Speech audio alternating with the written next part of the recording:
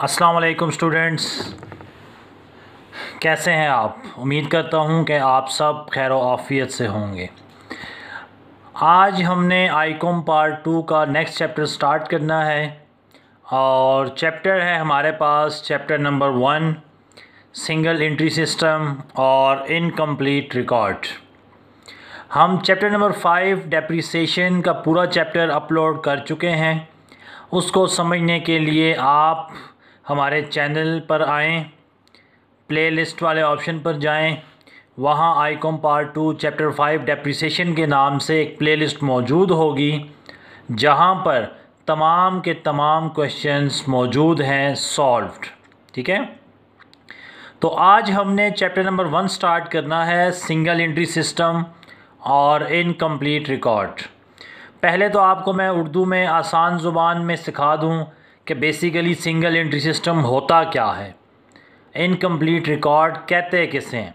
उसके बाद फिर जो इसकी अकाउंटिंग डेफिनेशन है उसको हम स्टडी करेंगे और कैसे इसमें हमने प्रॉफिट कैलकुलेट करना है वो हम आपको सिखाएंगे। सिंगल एंट्री सिस्टम या इनकम्प्लीट रिकॉर्ड ऐसा सिस्टम है जहां पर आपके पास इंफॉर्मेशन या डाटा कंप्लीट ना हो। जैसा कि आईकॉम पार्ट 1 में फ़ाइनल अकाउंट हम सॉल्व करते हैं, वहाँ हमें परचेजेस गिवन होती हैं, सेल्स गिवन होती हैं, एक्सपेंसेस गिवन होते हैं, opening stock, closing stock, depreciation, उसके बाद हमारे पास direct expense, indirect expense, purchase return, sale return, हर चीज़ हमें गिवन होती है। उसकी मदद से हम लोग क्या करते हैं, ग्रॉस प्रॉफिट और नेट प्रॉफिट कैलकुलेट करते हैं। इनकम्प्लीट रिकॉर्ड या सिंगल एंट्री सिस्टम ऐसा सिस्टम है कि जिसमें हमारे पास डाटा कंप्लीट नहीं होता। अक्सर परचेजेस नहीं होंगी तो हमें परचेजेस कैलकुलेट करनी पड़ेंगी, सेल्स नहीं होगी तो सेल्स कैलकुलेट करनी पड़ेंगी, एक्सपेंसेस नहीं हैं, एक्सपेंसेस कैलकुलेट करने पड़ेंगे, या दूसरा मेथड वो है कि जिसमें इनकी ज़रूरत ही नहीं पड़ती। कैपिटल चाहिए होता है, ओपनिंग क्लोजिंग ड्राइंग्स चाहिए होती हैं और एडिशनल कैपिटल। लेकिन समरी ये है कि ऐसा सिस्टम जिसमें हमें मालूमात मुकम्मल न गिवन हों, ठीक है, तमाम चीज़ें ना मौजूद हों, उसे हम कहते हैं सिंगल एंट्री सिस्टम या इनकम्प्लीट रिकॉर्ड। अकाउंटिंग डेफिनेशन इसकी क्या है कि it is the system in which sometime both aspects of transaction are recorded। अक्सर ऐसा होता है कि दोनों एस्पेक्ट्स ही रिकॉर्ड कर ली जाते हैं। Sometimes no aspect is recorded. कभी कभार ऐसा होता है कि दोनों एस्पेक्ट ही, डेबिट और क्रेडिट, रिकॉर्ड नहीं होते। Sometime one aspect is recorded.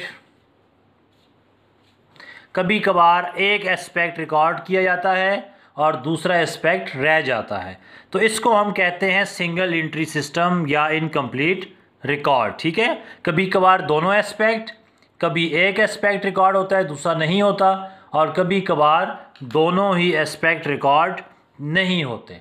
तो ये तो था बेसिकली कि सिंगल एंट्री सिस्टम है क्या, कहते किसे हैं, उसकी डेफिनेशन क्या है। अब सिंगल एंट्री सिस्टम को सॉल्व करने के लिए हम बनाते हैं, सबसे ऊपर नाम लिखते हैं और जो चीज़ बनाई जाती है उसे हम कहते हैं statement of profit and loss. तो हम क्या बनाते हैं, statement of profit and loss. किस साल के लिए, जो भी ईयर होगा, for the year ended 31 December let suppose 2023। 22। तो इनकम्प्लीट रिकॉर्ड में जो पहला मेथड है प्रॉफिट कैलकुलेशन का, उसमें हम statement of profit and loss बनाते हैं जो ईयर गिवन होता है उसके लिए। अब statement of profit and loss में सबसे पहले हमें मालूम होना चाहिए कैपिटल एट द एंड। साल के आखिर में हमारे पास कितना सरमाया मौजूद है, कितना कैपिटल मौजूद है। अगर क्वेश्चन में capital at the end given हो तो बहुत अच्छी बात, नहीं गिवन तो हमें कैलकुलेट करना पड़ेगा। कैसे कैलकुलेट करेंगे ये हम इसी वीडियो में आगे जाकर सीखेंगे। दूसरी चीज़ है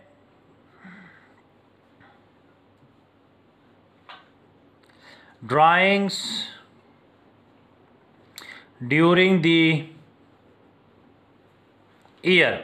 साल में कितने पैसे या चीज़ें अपने ज़ाती इस्तेमाल के लिए निकाली हैं ड्राइंग्स, इसको हमने क्या करना है, कैपिटल में जमा करना है। बेसिकली हम रिवर्स वर्किंग कर रहे हैं, हम एंडिंग कैपिटल से ओपनिंग कैपिटल की तरफ आना चाहते हैं। तो ड्राइंग्स में क्या होता है, चीज़ें निकालते हैं ना, कैपिटल कम हुआ होगा, तो जब हमने रिवर्स जाना है तो हम इसको क्या कर देंगे, कैपिटल में ऐड बैक कर देंगे ताकि जो डेफिशिएंसी है वो हमारी क्या हो जाए, कंप्लीट। तीसरी चीज़ है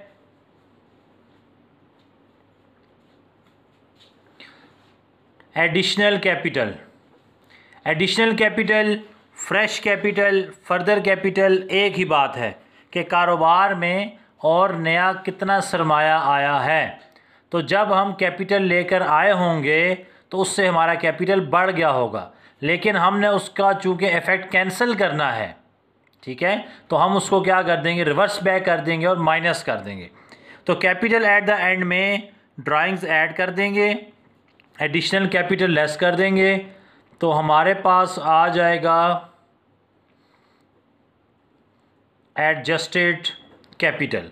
अब चूँकि दोनों इफ़ेक्ट हमने कैंसिल कर दिए हैं, होना तो ये चाहिए था कि हमारे पास ओपनिंग कैपिटल निकल आता, लेकिन चूँकि जो वैल्यू आई है वो एडजस्टेड कैपिटल है, उसको हम कंपेयर करवाएंगे कैपिटल एट द बिगिनिंग से। तो ये हमारे पास निकल आएगा नेट प्रॉफिट या लॉस। इसका मतलब ये हुआ कि अगर हम एंडिंग कैपिटल से ड्राइंग्स और एडिशनल कैपिटल का इफ़ेक्ट कैंसिल कर दें तो ओपनिंग कैपिटल आना चाहिए। अगर नहीं आ रहा, इसका मतलब है उसमें एक और चीज़ शामिल हो सकती है, या नेट कैपिटल या नेट लॉस। तो basically statement of profit and loss में एडजस्टेड कैपिटल को कंपेयर कराया जाता है कैपिटल एट द बिगिनिंग से। अगर एडजस्टेड कैपिटल ज़्यादा हो तो नेट प्रॉफिट होगा, अगर एडजस्टेड कैपिटल लेस है तो वो हमारे पास नेट लॉस आएगा। अगर सवाल में कैपिटल एट द एंड और capital at the beginning given है तो बहुत अच्छी बात है, लेकिन आम तौर पर ऐसा नहीं होगा, और अगर ऐसा नहीं होगा तो हमें कैपिटल कैलकुलेट करना पड़ेगा। अब सवाल ये है कि कैपिटल कैलकुलेट कैसे किया जाएगा। तो हम बनाएंगे ट्रेडर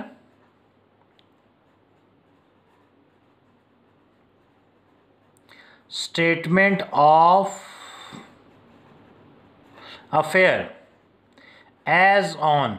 अब जो डेट है ये आपने मेंशन तब करनी है जब आपको मालूम होगा कि आप ओपनिंग कैपिटल कैलकुलेट कर रहे हैं या क्लोजिंग। अगर ओपनिंग कैलकुलेट कर रहे हैं तो साल के शुरू की डेट आएगी, अगर साल के आखिर का कैपिटल कैलकुलेट कर रहे हैं तो फिर आपके पास ईयर एंड की डेट आएगी। तो स्टेटमेंट ऑफ अफेयर में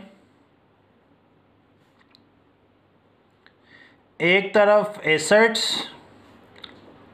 और दूसरी तरफ लायबिलिटीज़ रिकॉर्ड होंगी। तो एसेट्स में से लायबिलिटीज़ को माइनस कर देंगे, आपके पास कैपिटल निकल आएगा। ओपनिंग एसेट्स होंगे तो ओपनिंग कैपिटल, क्लोजिंग एसेट्स होंगे तो क्लोजिंग कैपिटल। अब इस चैप्टर में जो मेन एसेट इस्तेमाल होंगे वो हैं cash in hand, cash at bank, stock, debtors,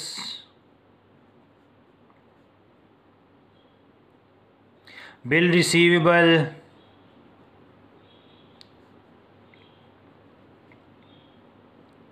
prepaid expenses, motor van, furniture, land and building, machinery. तो आम तौर पर जो एसेट्स आपके पास इस क्वेश्चन में गिवन होंगे वो यही होंगे, cash in hand, cash at bank, stock, debtors, prepaid expense, bill receivable, motor van, furniture, land and building और मशीनरी। और लायबिलिटीज़ आपके पास क्रेडिटर्स हो सकती हैं, बिल्स पेएबल हो सकता है, बैंक ओवरड्राफ्ट हो सकता है, लोन फ्रॉम ABC किसी से भी, और इस लोन में हम इंटरेस्ट को ऐड अप करेंगे। कोई एक्सपेंस ड्यू है, बेसिकली रेंट ड्यू आ गया, तो आम तौर पर ये लायबिलिटीज सवाल में आएंगी। तो अगर ओपनिंग एसेट्स है तो यहाँ से कैपिटल एट द बिगिनिंग निकल आएगा, और अगर एंडिंग एसेट्स लायबिलिटीज़ हैं तो कैपिटल एट द एंड। तो ये हमारे पास एक छोटा सा इंट्रोडक्शन था सिंगल एंट्री सिस्टम का, जिसमें आपको ये मालूम होना चाहिए कि statement of profit and loss में 5 चीज़ें चाहिए। Capital at the end, drawings, less additional capital, आपके पास एडजस्टेड कैपिटल आ जाएगा, उसमें से capital at the beginning less कर देंगे तो नेट प्रॉफिट या लॉस निकल आएगा। अगर कैपिटल नहीं होगा तो आपने स्टेटमेंट ऑफ अफेयर बनाना है, एक साइड पर एसेट्स, दूसरी साइड पर लायबिलिटीज़। एसेट्स में cash in hand, bank, stock, debtor, bill receivable, prepaid expense, motor van, expenditure, furniture, land and building, machinery, और दूसरी तरफ creditors, bills payable, bank overdraft, loan, rent due आपके पास आ जाएगा। सारे एसेट्स में से लायबिलिटीज़ माइनस करेंगे तो कैपिटल निकल आएगा। ओपनिंग एसेट लायबिलिटीज़ होंगे तो opening capital, closing asset liabilities होंगे तो क्लोजिंग कैपिटल। अगर आपको ये समझ आ गया है तो चैप्टर आपका ऑलमोस्ट क्या है, एंड है। तो आपने ये statement of profit and loss और स्टेटमेंट ऑफ अफेयर अच्छी तरह सीख लेनी है। इंशाल्लाह आगे क्वेश्चंस के साथ हम हाजिर होंगे। उस वक्त तक के लिए आपसे इजाज़त चाहते हैं। अल्लाह हाफिज़।